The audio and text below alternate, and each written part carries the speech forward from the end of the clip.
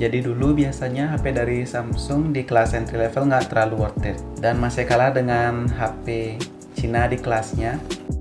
Tapi sekarang udah nggak lagi, dan inilah review dari Samsung Galaxy A20.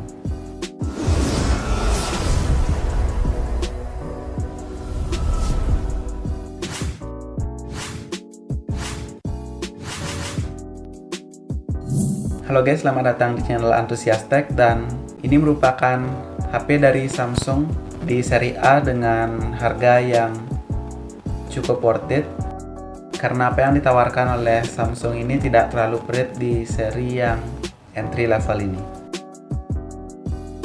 Jadi pilihan warnanya itu ada 3, yaitu warna merah, warna biru, dan warna hitam.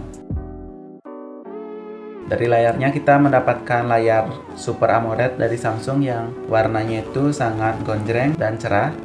Dan ini merupakan HP Samsung dengan layar Super AMOLED yang termurah. Biasanya HP Samsung menggunakan layar AMOLED di HP dengan kelas menengah dan di kelas atasnya. Dan ini cukup menarik meskipun layarnya ini hanya beresolusi SD+.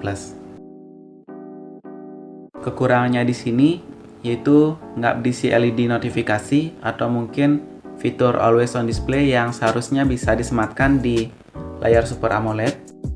Namun fitur itu tidak diberikan Samsung di seri A20 ini. Sensor cahaya di HP ini juga dihilangkan dan diganti dengan kamera depannya untuk mengatur kecerahan layarnya secara otomatis. Namun keakuratannya tidak seakurat sensor cahaya pada umumnya, sehingga ini tidak terlalu nyaman jika digunakan secara outdoor dengan menggunakan settingan brightness otomatis. Layarnya ini cukup luas di 6,4 inci sehingga sangat pas untuk dipakai untuk menonton film maupun bermain game. Layarnya juga pakai rasio 19,5:9 yang ukurannya itu menjadi memanjang sehingga masih tetap nyaman digunakan dan digenggam dengan tangan.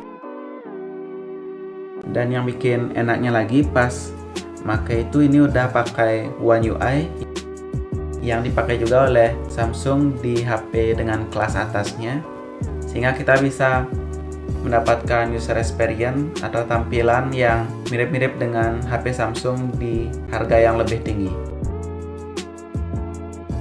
Untuk sistem penguncian layarnya belum memakai scan sidik jari dalam layar, melainkan memakai scan sidik jari yang biasa, dan ini ditempatkan di belakangnya. Namun itu nggak jadi masalah karena memakai fingerprint yang seperti ini biasanya lebih akurat dibandingkan fingerprint di dalam layar dengan range harga segini. Baterai yang dipakai di HP ini juga sangat awet, yaitu sebesar 4000 mAh dan bisa tahan seharian. Sehingga nggak khawatir kalau mau dipakai terus, dan ngecasnya juga cukup cepat dengan fast charging 15 watt dan port USB Type-C. Dari 0 sampai 100% hanya perlu waktu 1 jam 40 menit yang tergolong cukup cepat di kelasnya. Slot SIM yang dipakai juga cukup lengkap. Bisa sekalian 2 kartu SIM dan 1 kartu microSD.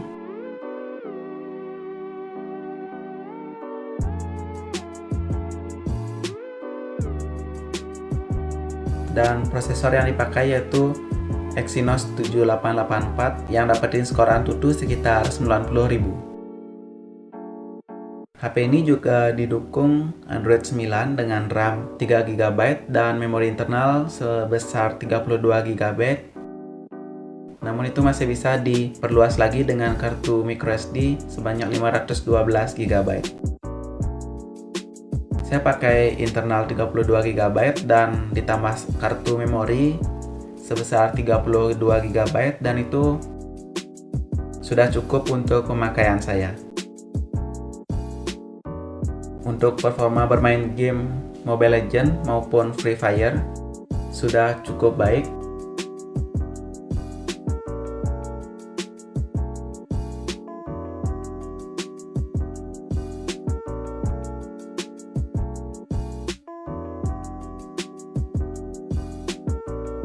Dan di permainan PUBG kita tidak bisa berharap terlalu tinggi di settingan yang paling tingginya, karena akan terjadi beberapa frame drop. Namun dengan settingan yang rendah, kita bisa memainkannya dengan lancar dan juga sekalian untuk menghemat baterainya.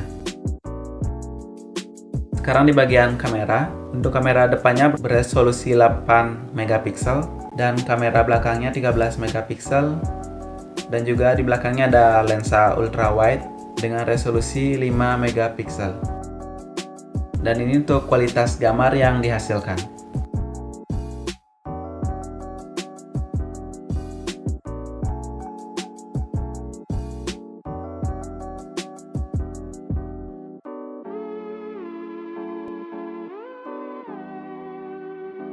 Jadi saat memfoto objek, shutter speed-nya itu nggak terlalu tinggi, sehingga saat kita memfoto objek yang bergerak itu akan sedikit blur.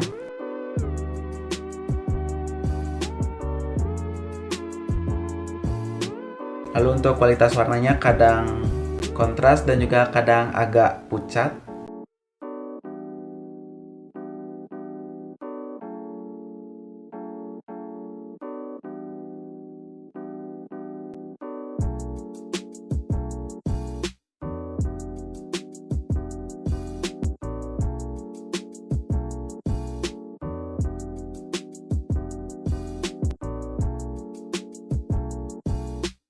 Lalu untuk ketajaman gambarnya biasa-biasa aja, sudah cukuplah untuk pemakaian sehari-hari.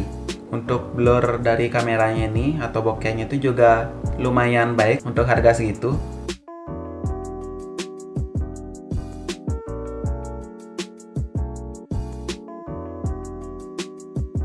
Dan untuk kamera depannya juga lumayan baik, namun agak detailnya itu agak kurang.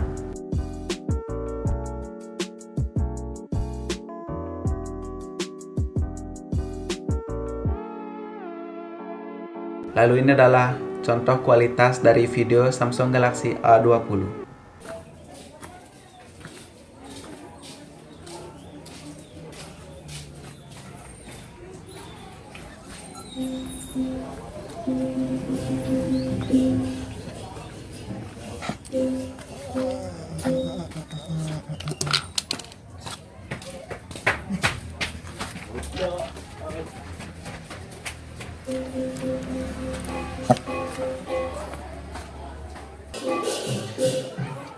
Ini hasil video depan dari Samsung Galaxy A20.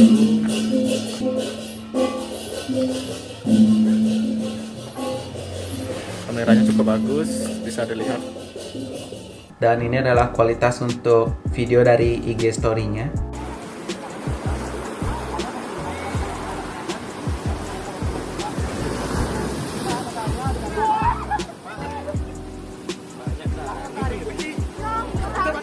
Dan juga ini adalah untuk kualitas Instagram Story dari lensa wide-nya.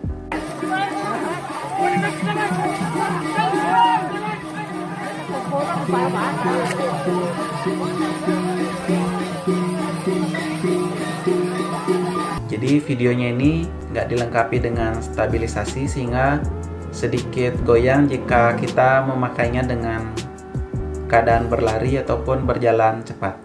Jadi kekurangan dari HP ini ada di resolusi layarnya yang SD Plus walaupun menggunakan panel Super AMOLED.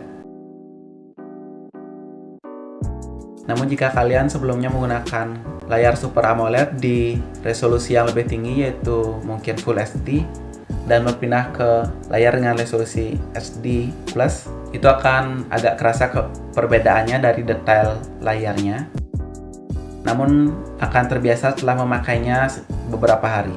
Dan kekurangan lain yang saya alami yaitu saat merekam video di resolusi yang paling tinggi, setelah kita selesai merekamnya akan ada jeda atau HP-nya agak macet gitu, dan itu untuk menyimpan videonya. Mungkin karena resolusinya yang tinggi dan durasinya yang cukup panjang, sekitar 3 menit, sehingga filenya agak besar dan perlu waktu untuk menyimpannya. Jadi kesimpulannya, HP ini cocok untuk kalian yang ingin merasakan layar Super AMOLED-nya Samsung namun dengan harga yang terbatas, walau resolusinya menjadi agak rendah. Lalu juga baterainya yang tahan lama, performa bermain game yang cukup bagus, namun belum terlalu maksimal. Dan user experience dari One UI yang sangat menyenangkan.